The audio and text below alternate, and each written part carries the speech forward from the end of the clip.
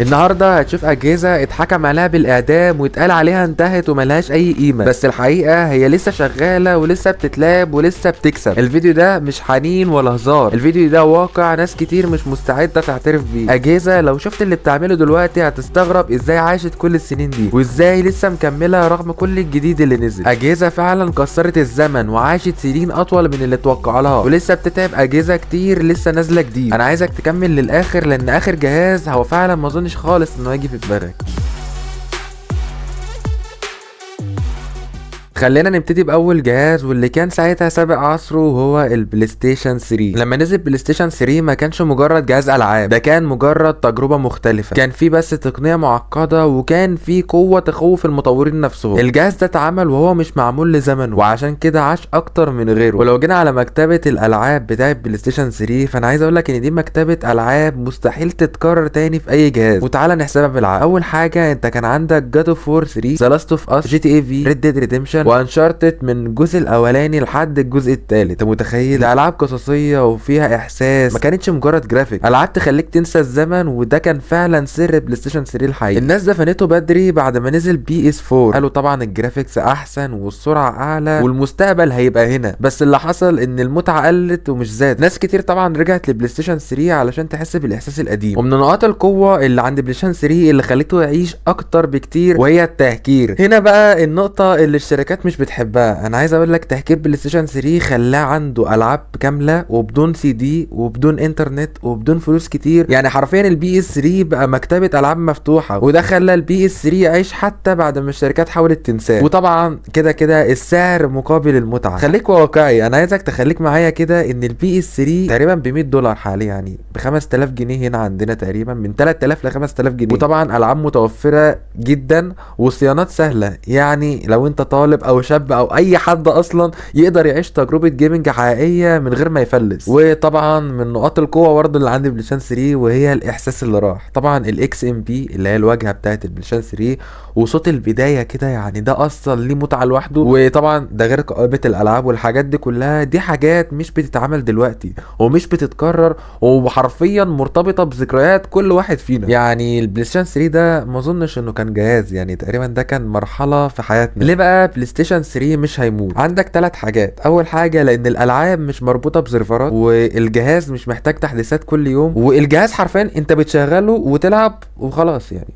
بس انت مش عايز حاجه تانية. يعني حرفيا بلاي ستيشن 3 اتقال عليه انتهى، بس الحقيقه ان الجهاز ده عمره ما هينتهي، وعمره اصلا يعني ما خلاص هو هيفضل عايش معانا بقى لما لا نهايه حرفيا.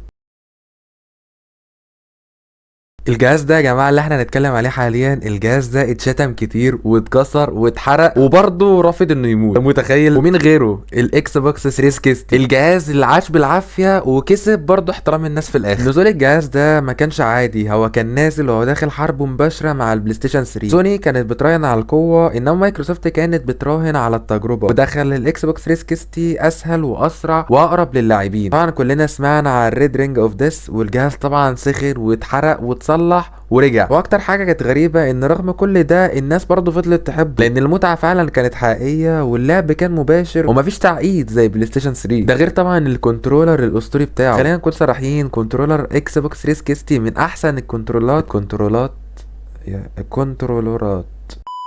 اللي اتعملت في التاريخ. طبعا كان مريح وعملي وازرار واضحه لدرجه ان لحد دلوقتي ناس بتستخدمه على البي سي، حتى انا بفكر اجيبه للبي سي والله. طبعا ده غير الالعاب اللي عملت تاريخ الاكس بوكس ده، طبعا زي هالو وجيرز اوف وور وفورزا وريد ديد وجي تي اي في، يعني العاب حرفيا كانت فيها حركه وتنافس واونلاين حقيقي. جهاز خلى الناس تحب اللعب الجماعي. ده غير طبعا ان كان في اكس بوكس لايف، طبعا كان مستقر وسريع ومنظم في وقت الاونلاين فيه كان فوضوي والخدمات كانت قليله. ده غير طبعا تهكير الاكس بوكس 360 كان تحفه، لكن طبعا مش هيبقى زي البي اس 3 لان الجهاز كان فيه مخاطره، وطبعا لازم يبقى عندك خبره. بس لما بينجح بيبقى معاك مكتبه العاب ضخمه، ناس لحد دلوقتي بتشغله اوفلاين وتعيش تجربه كامله. طبعا ده غير ان هو كان جهاز عملي للناس، كان في بيوت كتير وكان لسه شغال ولسه بيضحك الناس. ليه؟ لانه كان بسيط وكان بتشغل وتلعب وخلاص. ليه بقى اكس بوكس 360 مش هيموت؟ لان الالعاب بتاعته مش مربوطه برضه بسيرفرات كتير زي بلاي ستيشن 3، وطبعا الكنترولر الاسطوري بتاعه، والتجربه لغايه دلوقتي لسه ممتعه، والاهم مش كل حاجه لازم تبقى احدث حاجه عشان تفضل عايش. انا عايز اقول لك ان اكس بوكس 360 هو اتحارب كتير، ولكن في الاخر هو كسب حب الناس، واي جهاز يكسب حب الناس صدقني هو مش هيموت خالص.